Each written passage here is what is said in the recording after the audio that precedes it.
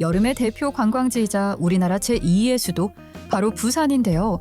한때는 대표적인 대도시로 불리며 많은 영화나 드라마의 배경으로도 등장하던 부산은 지금 노인과 바다의 대표 주자로 불리고 있습니다.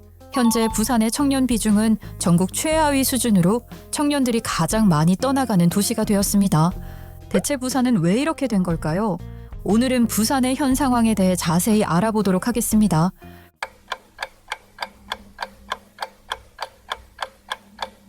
과거만 해도 부산은 제2의 수도란 말이 잘 어울리는 곳이었습니다. 부산항이 있어 물류산업에도 적합해 경공업을 중심으로 산업화가 활발하게 이뤄졌습니다.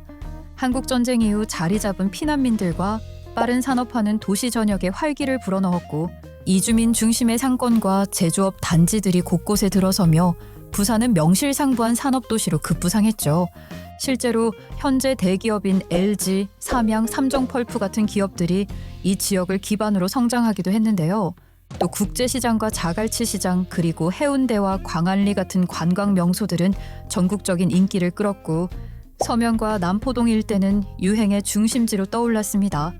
청년층의 유입도 활발했습니다. 대표적 국립대인 부산대학교는 한때 서울의 유명 대학들과 입시 결과를 비교해도 뒤처지지 않을 정도로 높은 선호도를 보였죠. 인근 경남이나 울산 지역에서도 대학 진학을 위해 부산으로 이주하는 학생들이 많았고 대학가 주변은 청년층의 소비와 문화, 주거 수요로 활기가 넘쳤습니다.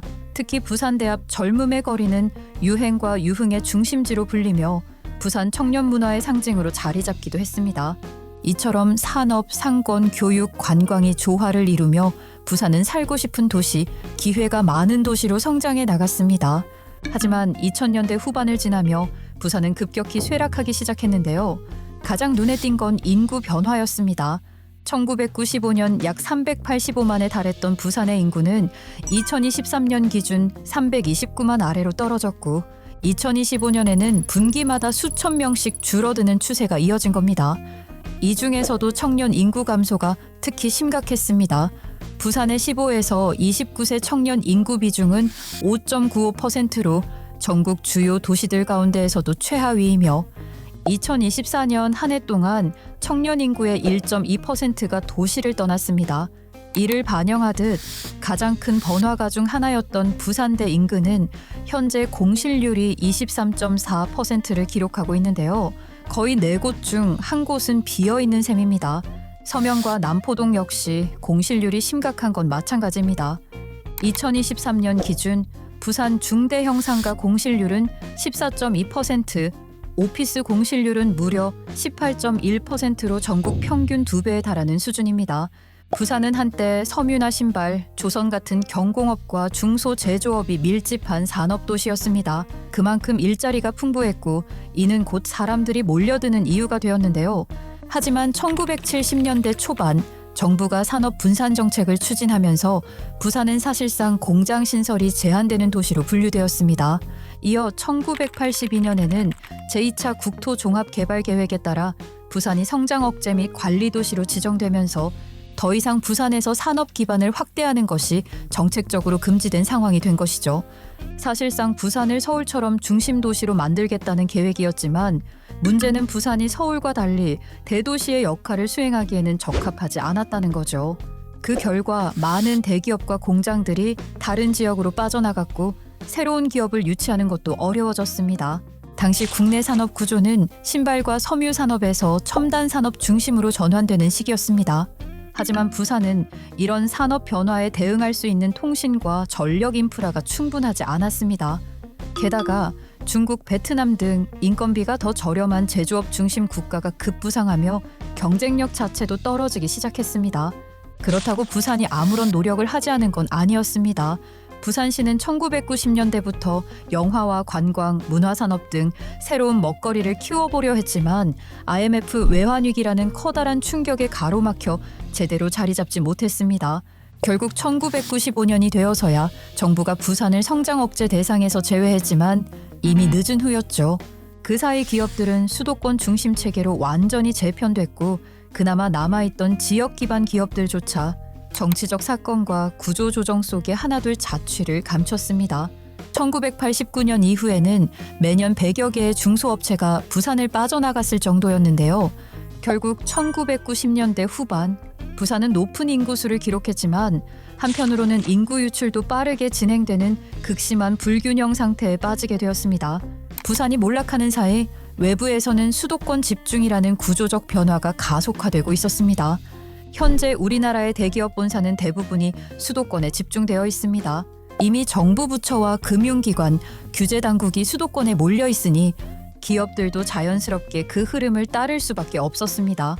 수도권에는 인천항, 평택항이 새롭게 정비되며 부산항의 역할을 대체하게 되었습니다. 그 결과 굳이 부산까지 내려가지 않아도 수도권 안에서 대부분의 물류와 생산, 유통을 해결할 수 있는 구조가 자리 잡게 되었죠.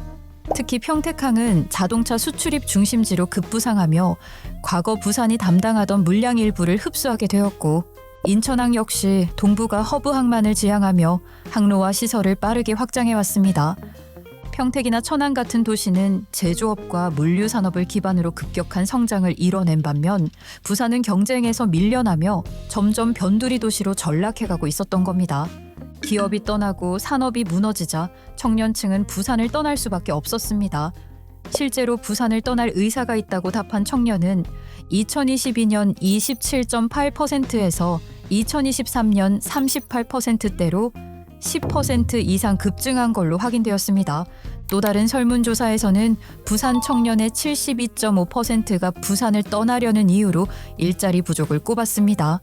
이 가운데 가장 크게 작용한 건 임금 수준과 고용 안정성이었습니다. 수도권 거주 중인 청년들에 비해 부산 청년의 삶의 만족도는 평균 17% 낮았고 우울감과 분노 지수는 더 높은 것으로 나타났습니다. 단순한 일자리 문제를 넘어 문화적 환경이나 교육 여건, 기회의 격차를 체감하고 있는 겁니다. 이제 청년들에게 부산은 살고 싶은 도시가 아니라 떠나야 할 도시가 된 셈입니다. 심각한 건 이런 인식을 가진 청년들이 점차 늘어나며 부산의 출생률 자체가 떨어지고 있다는 겁니다. 2023년 기준 부산의 합계 출산율은 0.68명, 전국 평균보다도 낮고 서울에 이어 전국에서 두 번째로 낮은 수치입니다. 이는 여성 한 명이 평생 낳을 것으로 예상되는 자녀 수가 한 명도 되지 않는다는 뜻인데요. 출생아 수도 줄고 있습니다. 10년 전만 해도 부산의 출생아 수는 연간 2만 명 수준이었지만 2023년에는 13,000명 선으로 감소했고, 이는 2015년 이후 9년 연속 감소하던 흐름에서 처음 소폭 반등했을 뿐 전반적인 저출생 추세를 꺾기엔 역부족이었습니다. 출생보다 사망자가 많아 인구가 자연스럽게 줄어드는 자연 감소 현상은 이미 몇 년째 이어지는 중입니다. 이처럼 청년층과 생산 연령 인구가 빠져나간 자리를 고령 인구가 채우면서 부산은 광역시 중 유일하게 소멸 위험 지역으로 분류되기도 했습니다. 실제로 부산의 고령화율은 2025년 기준 약 23%로 5명 중 1명이 65세 이상인 초고령 사회로 진입한 상태입니다. 노인과 바다의 도시라는 말이 더 이상 우스갯소리가 아니게 되었네요. 이쯤 되면 조금 의아하신 분도 있으실 겁니다. 수도권 집중화와 지방 소멸의 문제는 부산만의 일은 아니니까요.